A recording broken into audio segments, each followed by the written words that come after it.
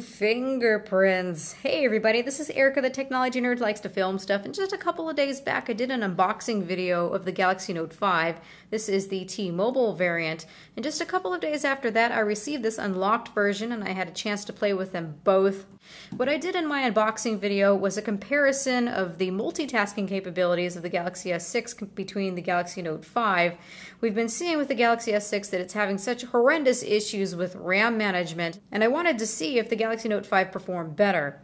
So in that unboxing video I could see that indeed the Galaxy Note 5 does do better with multitasking than the Galaxy S6 does, but after playing with both of these devices after a couple of days I can see that that RAM management issue is still there. So I want to confirm what the other bloggers are seeing, that yes, this is still quite aggressive sadly at closing down applications even with 4 GB of RAM. I don't want anyone to look at my past video and think that there is nothing wrong with the Galaxy Note 5 and that I'm not encountering those issues.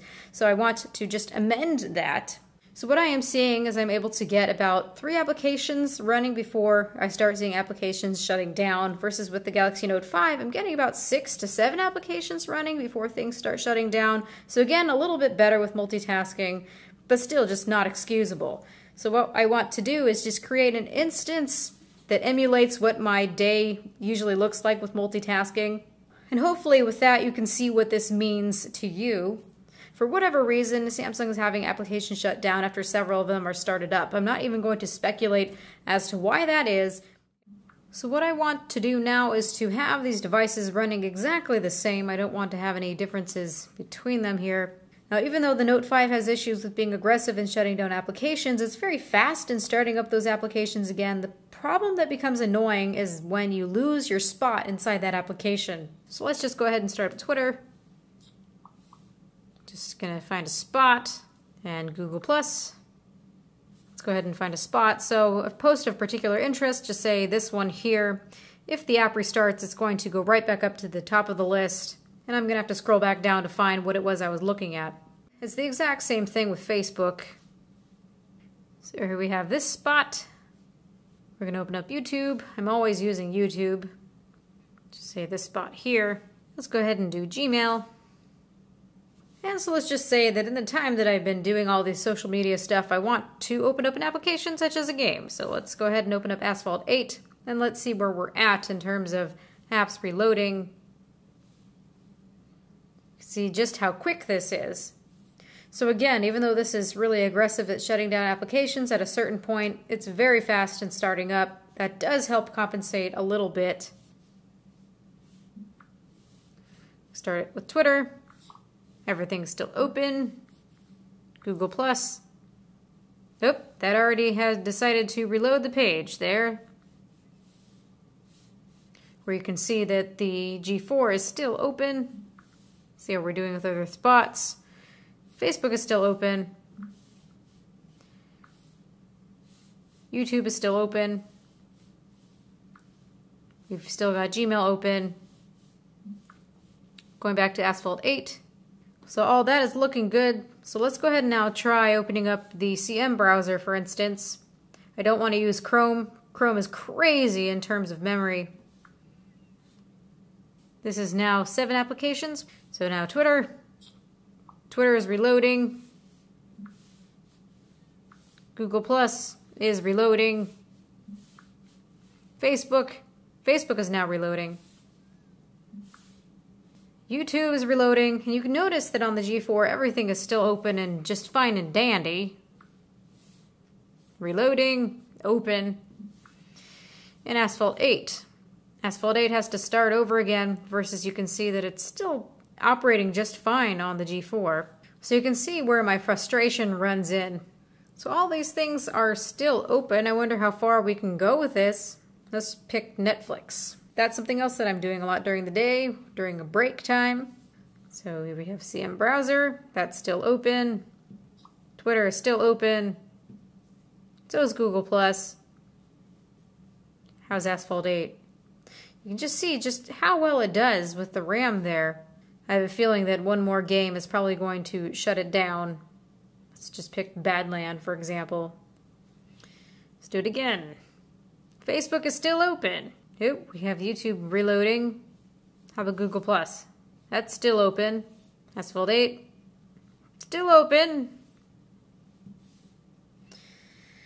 So I think I've made my point here. This is how this should be functioning. This is just with 3 gigabytes of RAM, and it's just still doing so much better than what we have on this crazy expensive device.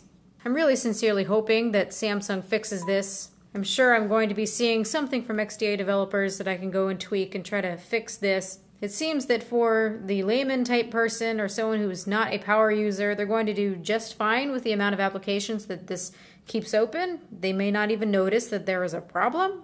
But the Galaxy Note series has always been known as a power user type of phone. So to add insult to injury, we have a smaller battery, we don't have an SD card slot, and on top of it, the RAM is not up to par as it should be. So I'm going to continue using both of these, and in the full review, I'm really going to have a much better idea of just how badly this aggressive app closing is going to affect the user experience, or if it's something that ends up not affecting it too horrifically. But you can already see, if you're somebody who really is reliant on multitasking, that this is probably not the best phone for you, not right now anyway. Now before I leave you all, I quickly want to talk about my battery life findings. So what we have here is the T-Mobile version with the T-Mobile SIM, and here is the unlocked version, and I happen to have my AT&T SIM in here. Now there's going to be a lot of extraneous variables that I need to factor down to really see what's going on with the battery life. But what is interesting that we have here, as you can see that Android system is really high on the list, so is cell standby. And here we have screen, YouTube, Android system. So Android system isn't really high here at the top. So it's hard to say what is going on here. This is just very preliminary to give you an idea. So you can see that I got 6 hours and 6 minutes of on-screen time, 4% battery life left. And here we have 11% in 3 hours and 7 minutes. That's insane. This is pretty much twice as much the battery life. Interestingly enough, I've been hearing that the battery life on the T-Mobile versions is not so great, and I've been hearing better things about different carriers, so it's hard to say again what is causing what. But we can see that the Galaxy Note 5 is able to get decent battery life. So this is something that I'm going to have to play around with. Keep in mind that with the unlocked version that we have here, it's not optimized to work on United States bands. Also, if you get one, you're going to not have a warranty. So it's probably better to get a carrier version if you are not wanting to deal with all the shenanigans of having an unlocked device. But I'm pretty pleased with what I'm seeing with the unlocked device. So again, this is just very preliminary. I just found this to be an interesting difference between them. If you have any experiences for yourself, make sure to leave a comment in the comment section below. This just goes to show that I think we're going to see a very broad spectrum of claims in battery life across the board of these devices. So this is all that I want to say for now. Thank you everybody for watching. This has been Erica, the technology nerd who likes to film stuff. Please rate, comment, and subscribe. As for my Galaxy Note 4, what I was getting before the Lollipop update, when I first got the phone, it was like 5.5 hours or so of screen on time. So we're actually seeing pretty good. With a bit smaller battery, it looks like it can do well. So that is all I want to say right now, so good night.